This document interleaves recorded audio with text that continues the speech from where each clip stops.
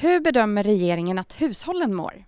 Hushållen är ju oroliga just nu. Man tappade lite modet när Donald Trump klev in på arenan. Det var ganska positivt i slutet på förra året. Vi såg återhämtningen. Sen kom diskussionen om tullar och om tullkrig och väldigt oförutsägbart. Och då blev många hushåll väldigt försiktiga. Så att den lågkonjunktur som nu blir ännu mer utdragen beror ju till stor del just på det. Och bedömningen är ju som sagt att Sverige befinner sig i en lågkonjunktur och en utdragen sådan. På vilket sätt kan det bli skadligt och hur ska ni med hjälp av denna budget lyckas ta oss ur den? Och lågkonjunkturen pågår för länge så finns det ju väldigt stora risker, till exempel för de som är arbetslösa, att man helt enkelt fastnar i långtidsarbetslöshet. Och också att många företag avvaktar och blir osäkra, att man inte får den här dynamiken som man behöver i en ekonomi. Så det vi gör nu är ju en energiinjektion som vi kan göra från vårt håll för att öka hushållens aptit och liksom möjligheter. Och hoppas att det också ska leda såklart till ökad konsumtion, och vilket jag tror att det kommer göra. Och arbetslösheten i Sverige den är ju som sagt hög och trots detta så tänker ni trappa upp satsningarna på minskad arbetslöshet stegvis. Och det satsas då 640 miljoner i år och 1,27 miljarder för 2028. Hur motiverar ni detta? Att bryta lågkonjunkturen och sänka arbetslösheten, det handlar om flera saker. Den konjunkturella delen, det vill säga de som har blivit arbetslösa nu på grund av konjunkturen, det handlar om att få fart på ekonomin igen så att fler företag vågar anställa, man får högre efterfrågan. Den andra delen, den strukturella, handlar om en bidragsreform som vi genomför. Det handlar om att se till att människor är heltidsaktiva, att man faktiskt lönar sig att jobba. Det är många fler saker än bara arbetsförmedlingen eller arbetsmarknadspolitik. Så helheten här är viktig. Och den konjunkturella räknar vi med ska dämpas nu när konjunkturen vänder. Du sa ju på presskonferensen att arbetslösheten är hög och att den riskerar att bita sig fast. Varför satsar ni då inte mer på att direkt bekämpa arbetslösheten nu? Därför att en stor del att bekämpa arbetslöshet, det handlar ju om att få fart på ekonomin.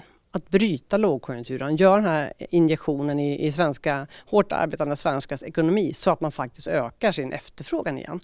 Vi såg en återhämtning i slutet på förra året där också hushållen blev mer optimistiska. Sen kliver Trump in på arenan och hotet om tullkrig men också tullkrig gjorde ju att väldigt många svenskar kände oro och håller tillbaka, men också företag. Och det är där vi vill se till att man känner mer tillförsikt, har framtidstro. För att Sverige är ett land med starka finanser och en politisk stabilitet. Budgetarna går igenom och det kommer alltså bli, när jag lämnar den här budgeten idag till riksdagen, så kommer det alltså bli så sen som vi har föreslagit här. Därför att vi har majoritet. Och vilka satsningar görs för att återhämtningen på arbetsmarknaden ska ta fart 2026? Ja, men främst den stora energiinjektion i ekonomin. Det är ju ett reformutrymme på 20 miljarder. Det handlar om hushållen, men det handlar ju också om stora satsningar som vi redan tidigare har fattat beslut om infrastruktur. Nästa år så har infrastrukturen 14 mer miljarder än i år till exempel. Vi bygger ju fängelser.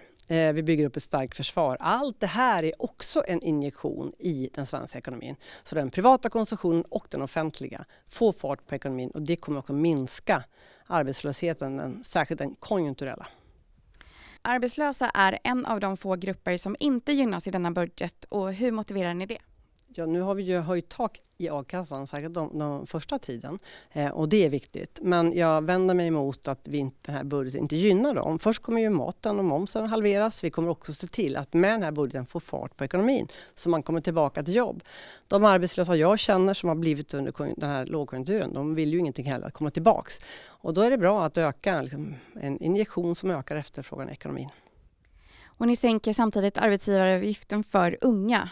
Finns det en risk att äldre arbetslösa kommer att stå utanför arbetsmarknaden då satsningar appliceras just på unga?